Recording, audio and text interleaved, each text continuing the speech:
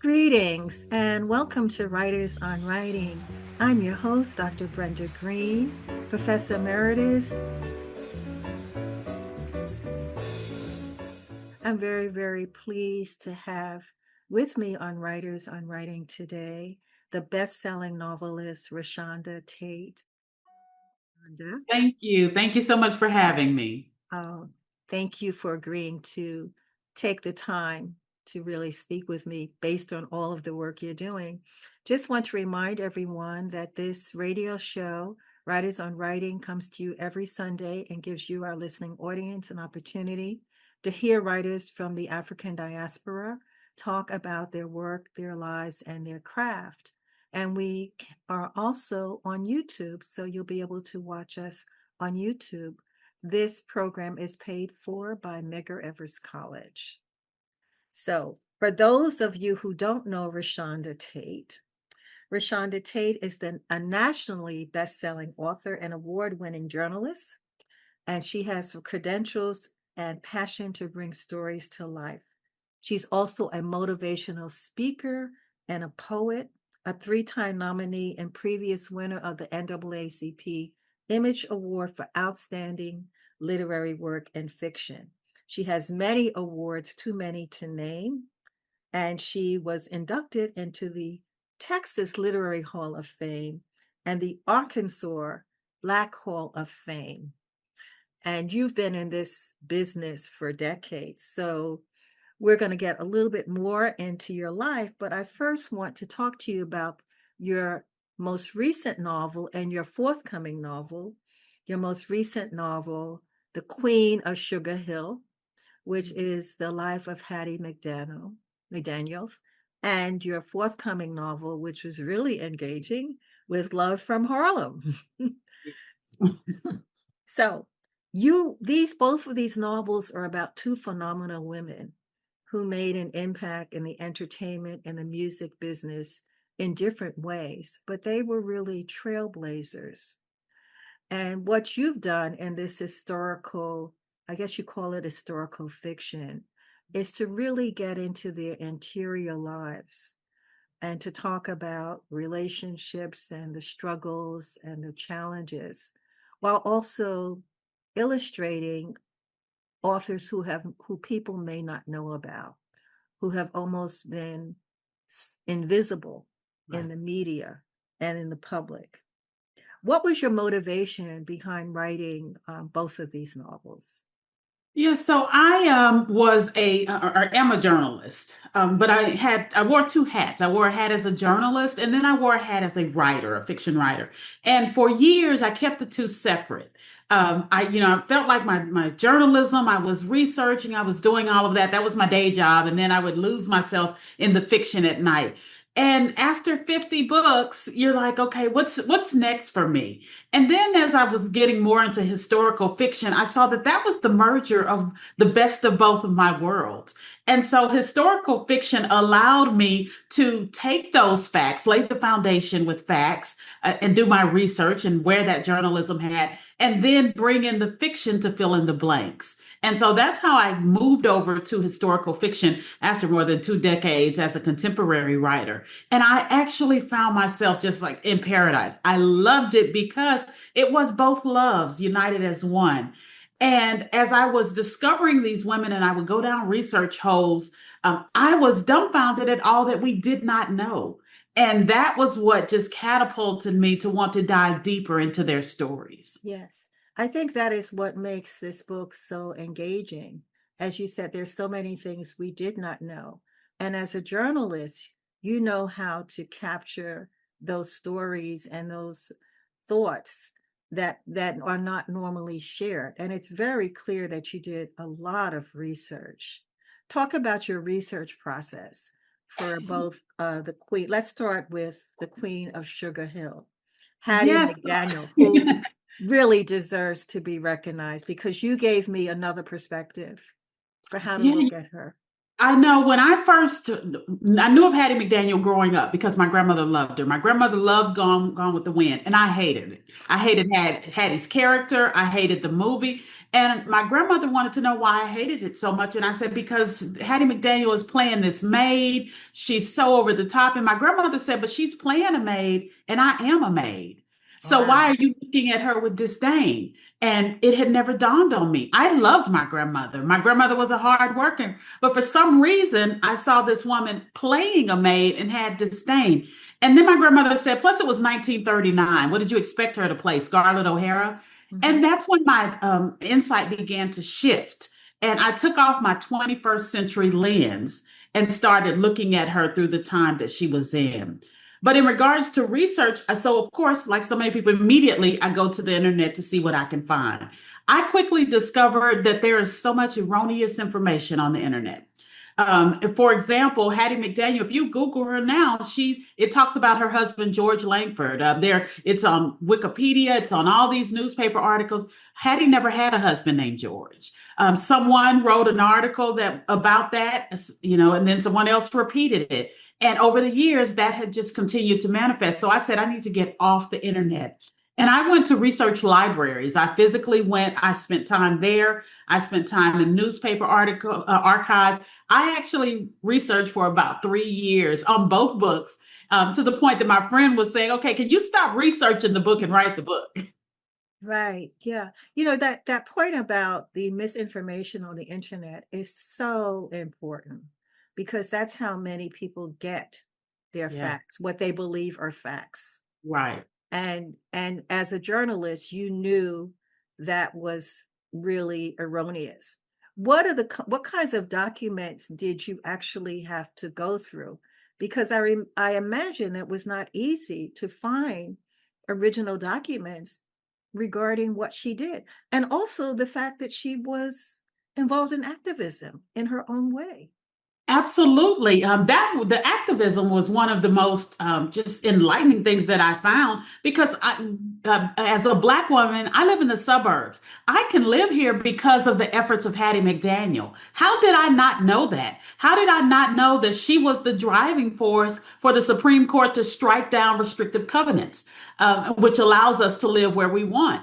And I didn't know because it was never taught. It's not in any of our books. And so when I would get a little nugget like that, I wanted to know more. So I discovered that. So now I want to know more about this restrictive covenants. And I go down this rabbit hole of research. I look through court records. I look through census documents. I actually went to the restrictive covenant court case and read every document of the transcript of that trial.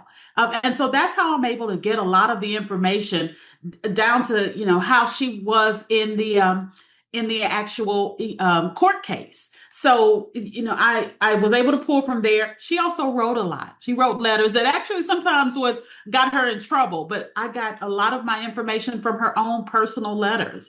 So I was able to get research from Hattie's own words. That's beautiful. And you would not think, because of the character, the stereotypes we have about the character she played, that she would even be writing letters or she would be involved in activism and she would give all of these talks and speeches. We just have a one-dimensional view of who Hattie Absolutely. McDaniel was. Now, what about I'm sorry, Hazel Scott? It Hazel was Scott. Oh my same goodness. thing. I had no idea all of her civil rights work. I knew Hazel Scott from playing the piano. Now, being in New York, you might have been more familiar with her being married to Adam Clayton Powell Jr. I didn't even know that in the beginning. Mhm. And so that was another one. As I started going down this rabbit hole of research, I'm discovering this woman was so much more than a talented musician. And so Ashia was another one. And, they didn't have the internet, so they wrote letters. So a lot of the information I got came from her letters. She also had an unpublished autobiography that's in the Library of Congress. I was able to get a lot of information from there. But it was just this discovery that she's the first Black woman to ever have a television talk show, that she was Beyonce before Beyonce, Oprah Yes. before Oprah. So to discover all of those things actually gave me a hunger to learn more. Right. So part of what I noticed in both books is again going back into let's talk about this for a moment, into their personal lives. Now, I'm sure that you had to deal with this estates. As a biographer and someone who blends fiction and history, what are the challenges you have regarding that? And why did you choose to share so much of their personal information?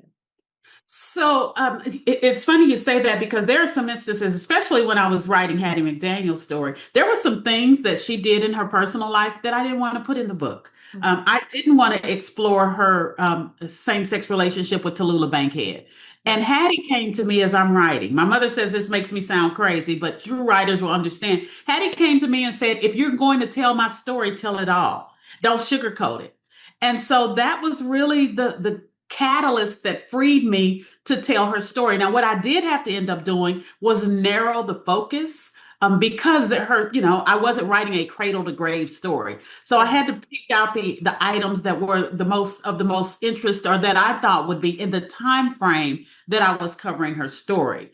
And so that's really why I told the good, the bad, and the ugly of both women's story, because to get a true picture of who these women are, flaws and all, you have to tell the good, the bad, and the ugly. Right. So did you have to do, as a fictional biographer, did you have to deal with their estates and the people in their lives who still may be related to I them? did not. So Hattie McDaniel did not have any children, but here's the difference between historical fiction and doing a nonfiction or a biography.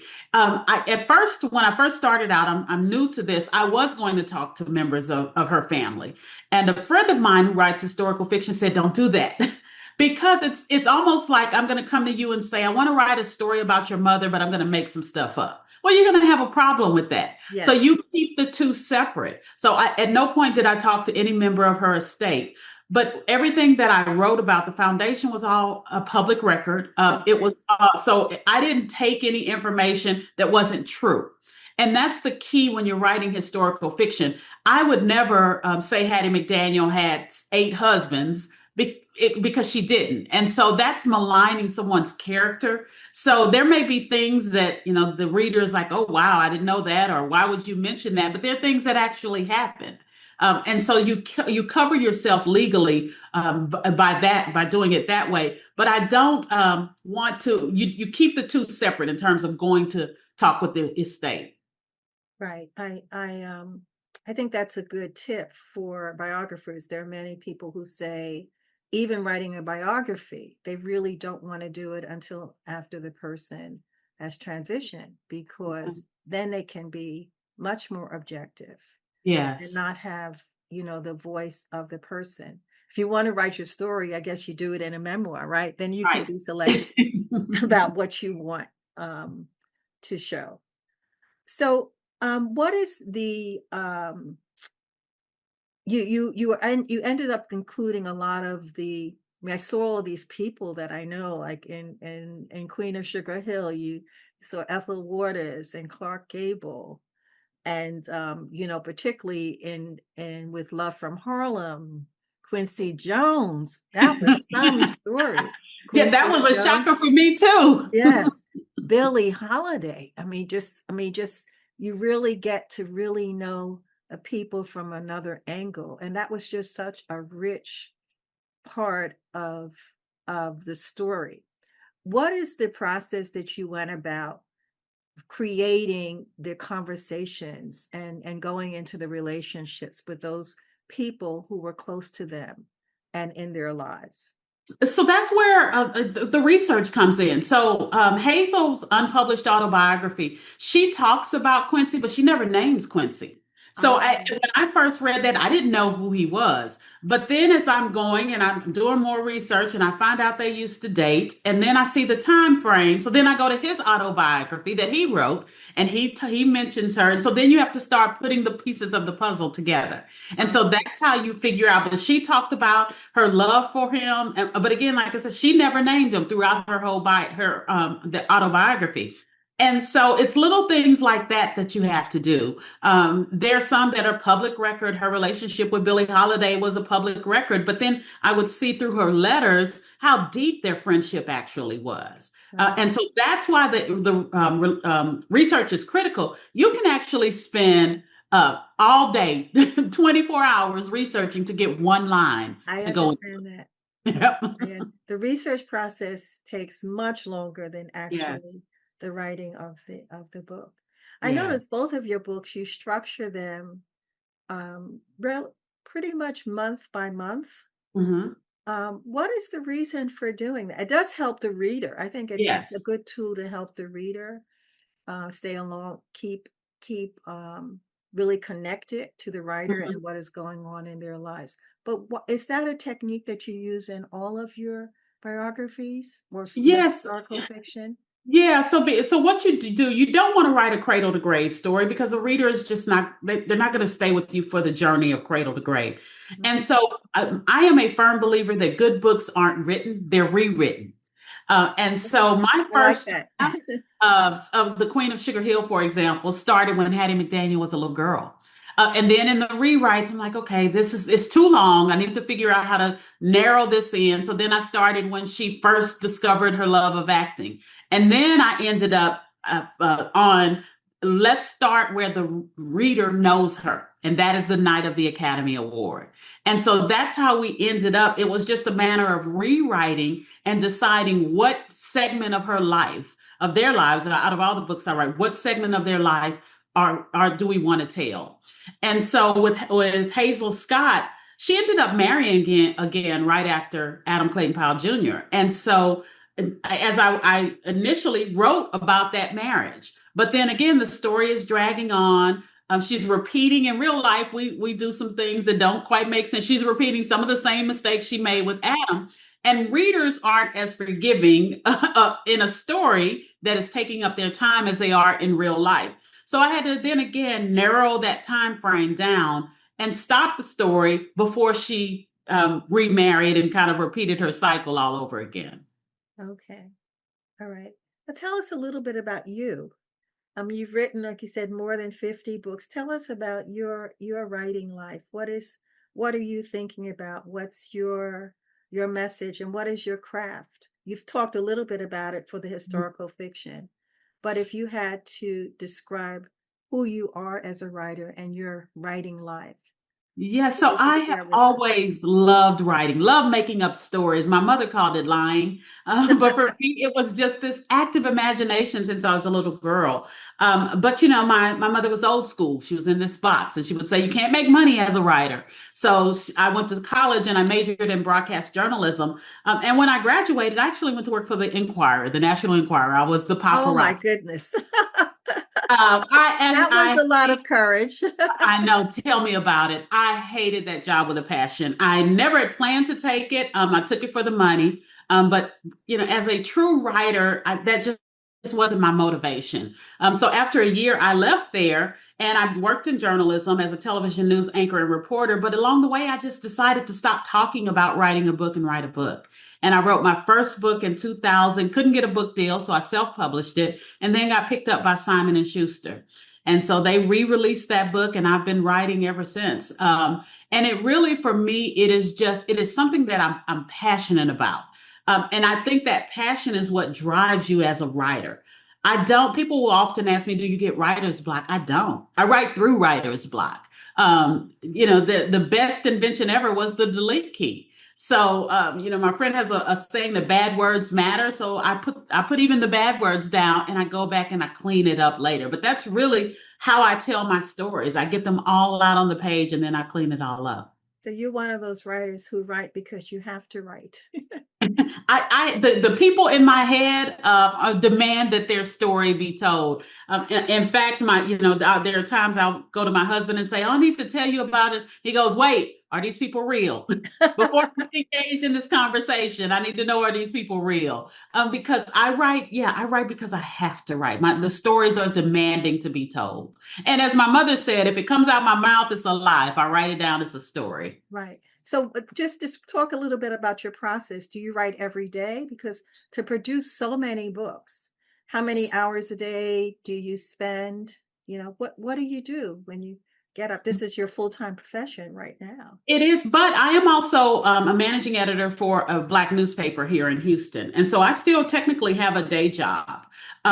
So I make sure that I write on a regular basis. My children are grown now, but even throughout my process of writing, I just made sure I found time to write because you have to want to write more than your resistance to write. Life is always going to get in the way. So I find time, make time every single day. I'm not a structured writer where I say from 6 to 9, I'm writing on my book. I just make sure that I get writing in every day. But I believe that every minute you spend talking about what you don't have time to do could be spent doing it. And so I'm a dictator. I dictate a lot of my stories into my app. So I'm in the car here in Houston a lot. And as I'm driving across town, I'm dictating a chapter. So I'm utilizing all of my spare time to get my writing done. Now, in when my earlier books, I could do 2 to 3 books a year. I would write adult books, and then I had a line for teenagers. With historical fiction, those are the only books I write, and each of those books takes me 2 to 3 years because of the research. Right. So what message would you have for people who are interested in writing historical fiction? So one of the main things is you have to find a topic that resonates with people. And I absolutely love telling Hattie McDaniel's story. But one of the things I've discovered, her story was kind of tragic and sad. I can't tell you the number of readers that are like, I love this book, but I need something else for Hattie after the end. So what happens next? I need a sequel. And I'm like, she died. Yes. There I have nothing, but people really do want to feel that they've invested time, and that there's some type of not happy ending, but some type of victorious revelation at the end. And so that is one thing. So who you choose is very, very important. What not only who, but what area, what time frame. People love to learn, and so I always kind of think about the if you watch television, those lifetime stories or those true life stories, how you have your laptop open and you're Googling the real life story of something you may be watching. Yes, I've that's true. discovered readers are like that too. They love it. And so just discovering a topic or an issue or a person that people don't know about really can open up doors for you. Do you believe that writers have a social responsibility to readers? Or if not, what responsibilities do writers have to their Absolutely. readers?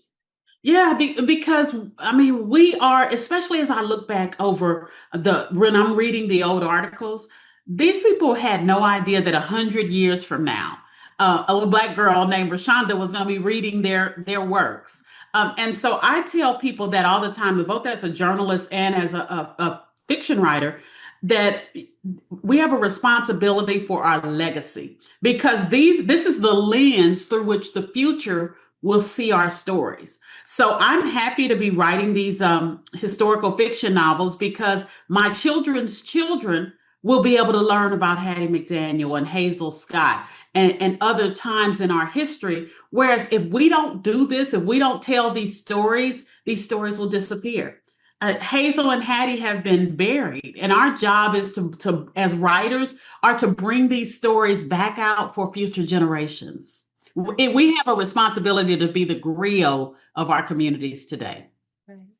There's one question I meant to ask, and this is for both books.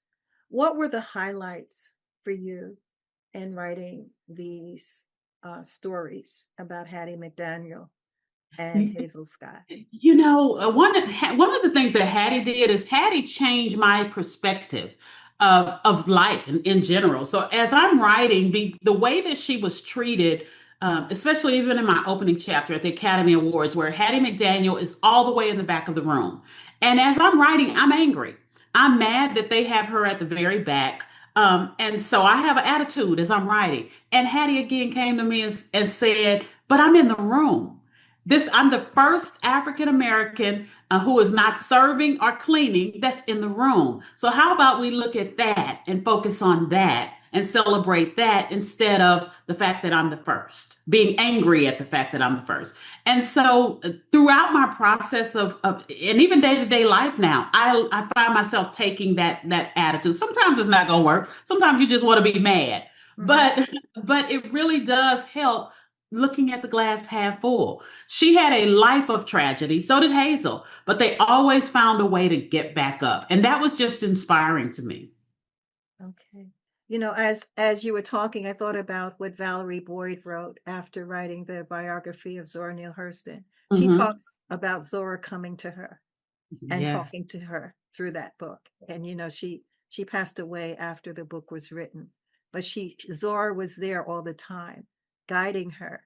And I think, it goes back to those who are called to write. And when your spirit is guiding you, those are the kinds of guide that's the kind of guidance you very, very often get. And I think as writers, we embrace that. I mean, that is how these people have said, okay, here is someone that embodies everything that I strove to do, everything that I wanted to do, believed in, and I want them to tell my story.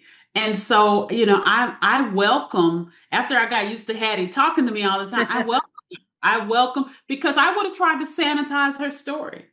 And Okay. then when you do that, you take away the reality that she is flawed. And there are so many people that look, even now and with Love from Harlem, I was a little apprehensive about Adam Clayton Powell Jr. A lot of people Yes. know that he was flawed, but I think that I wanted to show these people are great leaders in spite of. They're Yes. still human and they're flaws, and That's so right. that was really something that I was committed to doing. Right. The human Yes, experience.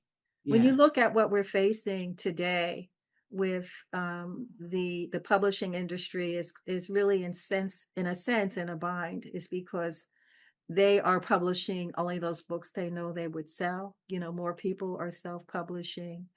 And then with all of the banned books and the censorship, what do you see as the future of Black writers, Black and brown writers, and the future of the field, particularly in fiction? We must stay vigilant. They are trying everything under the sun to bury our voices.